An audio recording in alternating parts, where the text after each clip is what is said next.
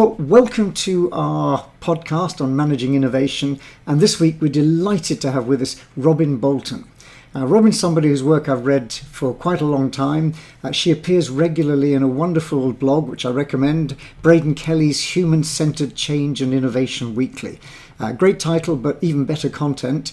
And that's where I first came across Robyn's stuff and thought it would be wonderful to actually talk to her on the podcast. So Robyn, welcome. Thank you so much for getting up early from the time difference here in the UK and over in the States. But thank you for joining us. Maybe we could start by, because I know you've had a very rich career around innovation from various perspectives, but maybe you could tell us how you got into the innovation game and how you got to where you are now. Absolutely. And thank you. It is such an honor to be here and talking with you. And I'm so excited for this conversation. So how did I get caught up in the innovation space? It really is luck, quite honestly. So, studying in university, I was majoring in marketing and I happened to go to university very close to Cincinnati, where Procter and Gamble is based, and ended up taking a job with them at a time when P&G was investing heavily in innovation and brand creation. And so, truly by luck, I was staffed on the team that was developing two new products. And about a year and a half after I joined, the first product was launched, and it was Swiffer. And, about 3 years after I started, the second product launched, it was Swiffer Wet-Jet. So, Swiffer is now a $1 billion brand for P&G. It's an amazing success. And, my first job out of school was being part of that innovation team that developed it. And it was just so fun, so difficult, so challenging, but it was so exciting that I've been pursuing it ever since. Yeah. And that, of course, was at a time when Procter and Gamble was going through big changes itself, moving to connect and develop and opening itself up, this 200-year-old company, but changing. That must have been quite exciting as well. It was very exciting. And I think the fun thing for me is, because it was my first job out of university, I didn't know any different. So I had colleagues who'd been at P&G for a long time. And so they were going through the shock that anybody goes through when something is changing the way P&G was. But because I didn't know any better, I was like, oh no, this is how we do things. And so not at the moment, but in hindsight, I look back and it was such an interesting time to be a part of the company and the culture and see how different people responded to, a very insular company really opening up, a company that was extraordinarily good at incrementally improving products, creating something completely new like Swiffer, or even stepping into totally different business models like Tide dry cleaners, or they experimented with like a Mr. Clean car wash. So it was a very interesting time. And then, of course, underlying all that, there was a CEO change and, P&G hit some rough financial times. But again, I was, naive and 21 and just thought, oh, this is normal. And so was unfazed. But I guess you've carried on in a variety of roles, and where you are now is advising and helping other organisations, particularly medium to large, with their innovation journey. I wonder, could we kind of distill some of your key lessons about innovation? What seem to be the important things? I know that's one of those ridiculous questions, but if you could distill down some of those things that keep coming up and seem to be clearly associated with success, could you give us a little bit of Robyn's recipe? Robyn's recipe. I'm going to use that. So yes, it's, I have my own firm, Milezero, had that for about 5 years, but I also spent 9 years at Clayton Christensen's firm. So, almost, I can't believe, a decade really immersed in both disruptive innovation, but then kind of innovation more broadly. And I guess the recipe ingredients that I've learned along the way is, one, innovation is not an idea problem, it's a leadership problem. And so many companies and executives come forward and say, we want to be more innovative, we need more ideas. There is no lack of ideas in a company. People are full of ideas. They've just learned over time to keep them to themselves for a whole host of reasons. And so the challenge is not your company doesn't have enough ideas. The challenge is that leadership, often with the best intentions, sometimes not, but often with the best intentions, behaves in a way that is counter to fostering innovation. They hear an idea and they say, oh, go share it with this person, which you kind of feel like you're being shuffled off. Or, they invest in innovation, they set up a team, but then, kind of getting to actually the second thing, it's not producing results fast enough. And so funding gets cut. And, that's the second thing, is that innovation is really a resource allocation challenge. Because with leadership, and I have deep empathy to this, as a leader, you're looking at your portfolio of the business and you have finite resources. You only have a certain amount of money and a certain amount of people. And with your operating business, if I spend a dollar or a euro or a pound here, I will get this ROI. But if you do that with innovation, you don't know. You may get no ROI. It may be negative. And in a world where we're so short-term focused, delivering this quarter, delivering this year, any reasonable person would be like, I have to take the shot. Yeah, that's really interesting. I remember back to Procter and Gamble, a good friend spent many years as what P&G call a research fellow, and he was involved with many patents and things. But he was saying one of their problems was the ones that got away. And what he meant was things which were great ideas but weren't perceived to be big enough. And later on, some of them did become pretty big. You mentioned Swiffer's $1 billion brand, and I know that's the aspiration. But growing those things takes time sometimes, and it takes me right back to the 1970s. That's a long time back, but I wasn't doing too much innovation research then. But the Project Sappho studies, one of the key things that came out about success and failure was patient money. In other words, don't try and rush it. Innovation takes a while. But yeah, very interesting. Those are sort of very linked to success factors. Something that intrigued me in your recent blog had a wonderful title, How to Fail Your Way to Success. But it's a great title. But I wonder if you could comment a bit about this challenge of failure, because that's also caught up, I think, in the way we think about innovation. We're slightly scared of taking the risks, especially in not-for-profit organizations and the public sector. You don't take risks, it's not career enhancing. But if you do risk failing. But maybe you could comment a little about failure and perhaps expand on your blog ideas. Oh, I have such mixed feelings about failure because, I think like any, as I say, insecure overachiever, the idea of failing is just the worst thing that could happen. But you have this mantra, especially in Silicon Valley, of fail fast. And I'm like, I don't want to fail at any speed. I don't want to fail fast. I don't want to fail. But failure is part of innovating, of creating something new. And so I've just been thinking and talking to a lot of people around, okay, well, what actually is failure? Because if you do something and it doesn't turn out the way you expected, but you learned something from it that you can then apply to move forward, I don't think that's a failure. I think that's learning. So what actually is failure? And are the things that kind of in the innovation space we point to and say, oh, that's a failure, is that actually a learning, which is a necessary part of the process? And so it's this interesting kind of the conversations I've had, it's this interesting tension of what are the necessary failures where you learn and you move forward and it helps you ultimately get to the right endpoint. And you needed to do those things that failed to get that learning. Like you couldn't analyze your way to that insight. You couldn't model your way. Like you had to actually get out there and do it. And then what are things that are just like, you didn't learn anything. You should have known better. And I think things like that, true failures, are very, very rare because we are smart. Like do want to be good stewards, of capital and of people's time and their value. So we don't do stupid things.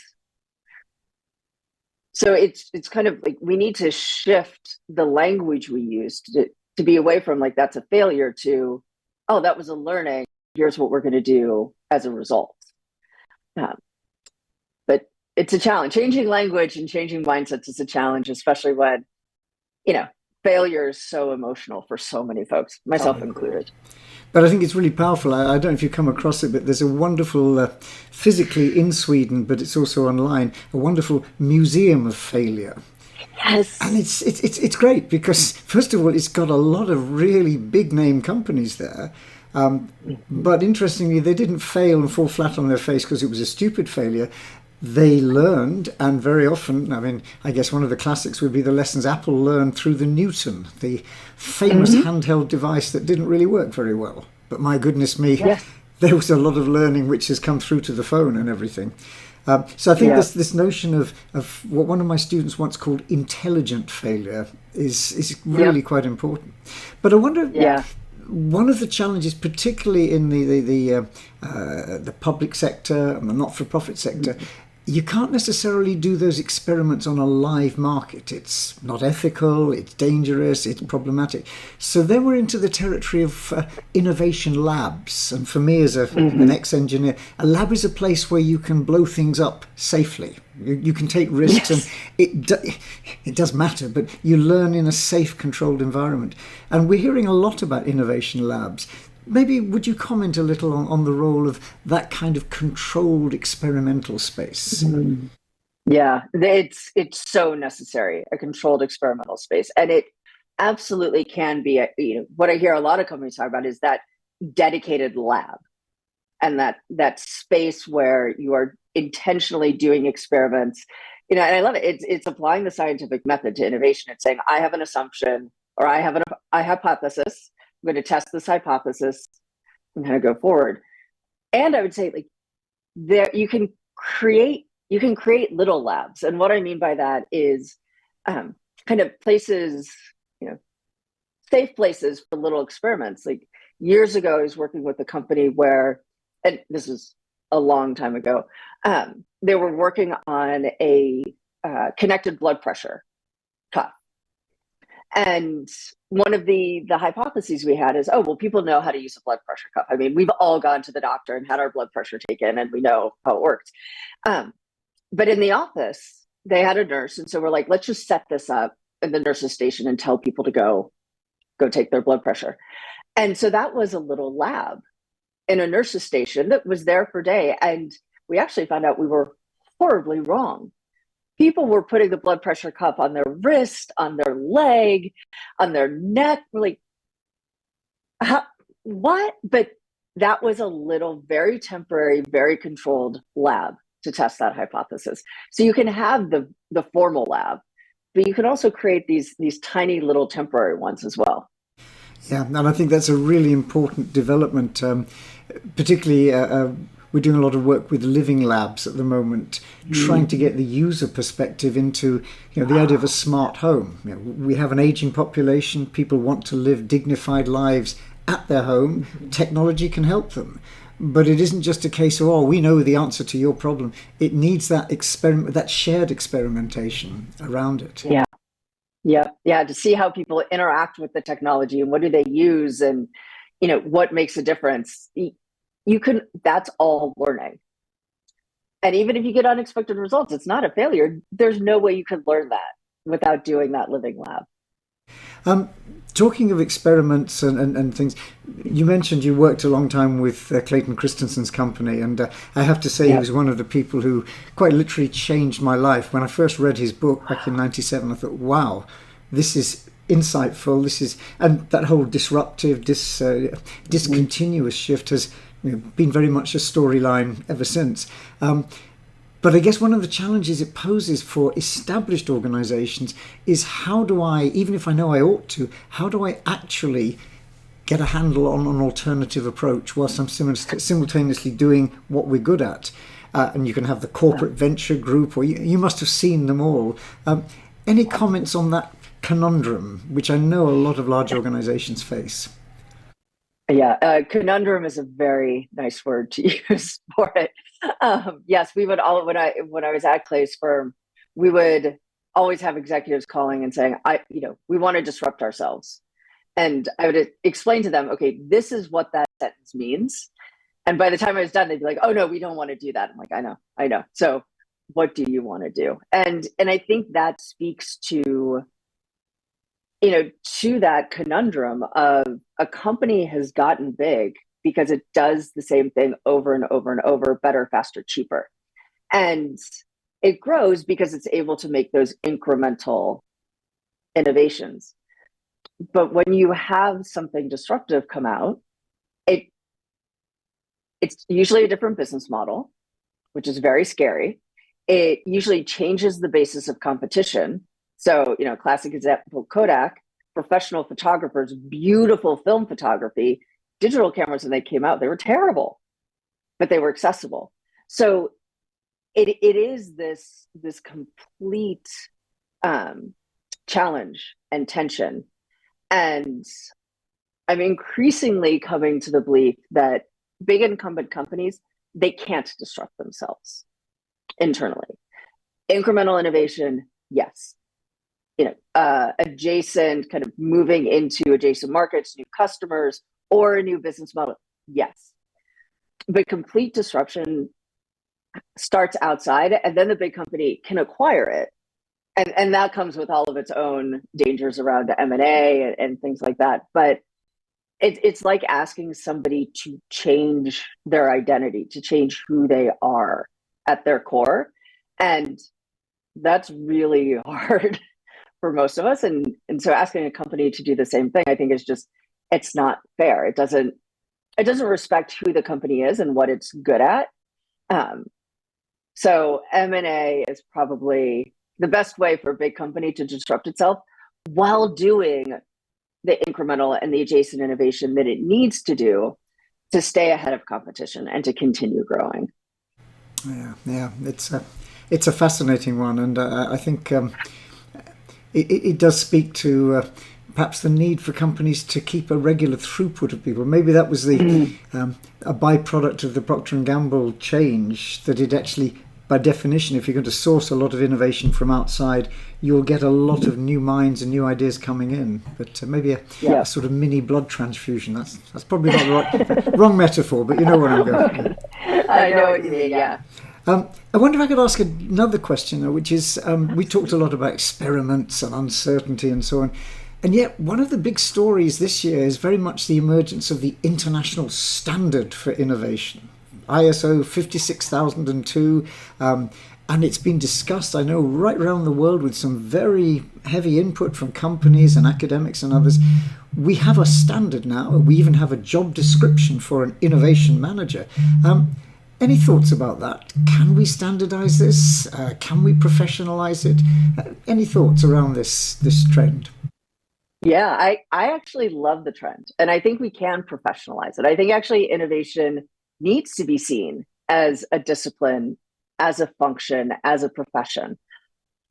And we also need to stay flexible.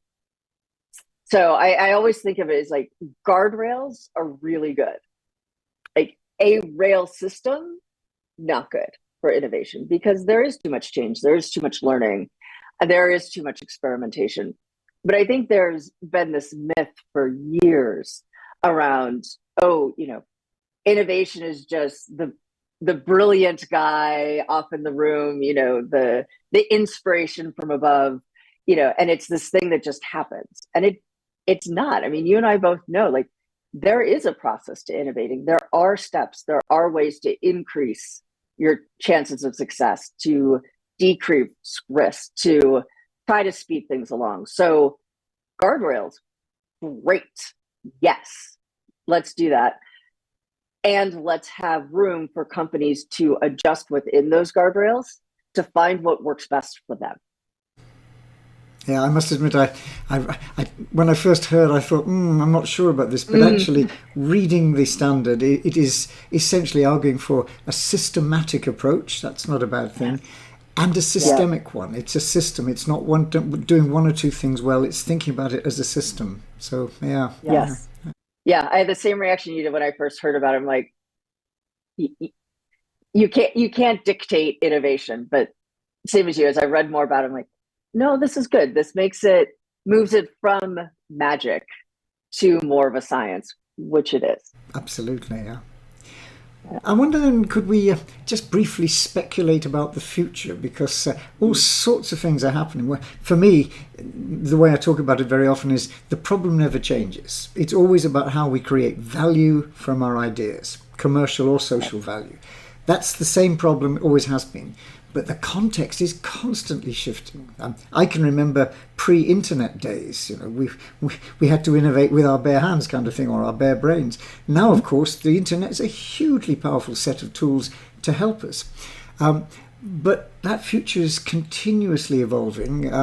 Not least, there's this very, very scary creature in the corner called AI, machine learning, and so on. There's something going on. I wonder if you could comment or speculate about where you see the future of innovation, and particularly the future of innovation management. Yeah, it's a great question. And AI, I love AI. I think it's a phenomenal tool. I am, constantly following it, seeing what's out there, experimenting with stuff, so much out of curiosity, because I think a lot like the internet, like I remember when the internet kind of first came out and everybody was freaking out about it. And like, so many of the arguments we hear now, like, you know, students aren't going to write papers. They're just going to go to the internet and copy and paste. And people won't learn how to do research anymore. Like you won't know how to go to a card catalog and do research. And so we're in that, kind of fear change mode with AI. And I think like the internet, it will come to be seen as a tool and, a very powerful tool. But I think especially with innovation, like, there's something so human about it. Like you need creativity, you need to be able to dream, you need to be able to explore. And AI doesn't do that. And so that's why I think like there will always be humans. Innovation will always be a human endeavor, but we'll able to do more and maybe faster and more smartly, if that's a word or a phrase, because we have a better tool. And so I'm excited to get to the point where AI is seen as a powerful tool to enable us to do more and to do better. Yeah, yeah. Yes, I'm like yourself. I'm an optimist, and I still see humans at the centre.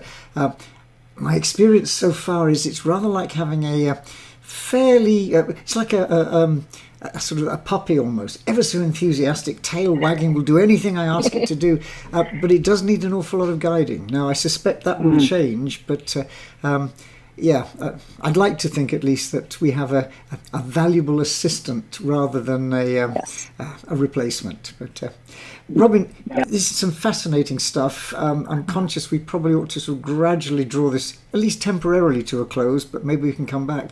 But maybe one last question. A lot of people who listen to this and who read the blog are interested in, our students interested in what they might do next, which might well involve innovation, whether they're going to be change agents in a company or innovation managers formally.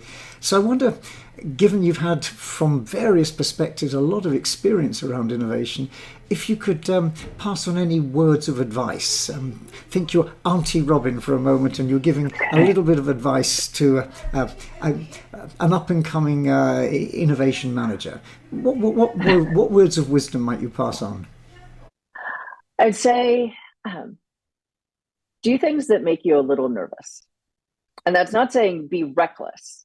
That's saying, like, again, if you're smart, like think through it. And if it makes sense to you, but you still have a little knot in your stomach, do it. Because you will learn, you will experience things. It is an amazing experience, whatever you have. If you always do what's safe, I don't think you're ever going to grow to your full potential. So, I can say stretch, don't splatter yourself. And the other thing I would say is always learn. If you hit a point in a job, in a career, in a company where you stop learning, that is a signal to change. And don't feel guilty about it. Just always keep learning. Lovely. I'm going to hold on to stretch, not splatter. I like that one, but I absolutely agree, and I guess that's the essence of what we're trying to do with the podcast is just nudge people towards that continuing to learn. But it's been really helpful having your insights. Thank you so much for your time, Robyn, and I would like to carry this on another time. So we'll press the pause button for now, but carry on in the future. Robyn, thank you so much. Thank you. Oh, this was lovely. Thank you.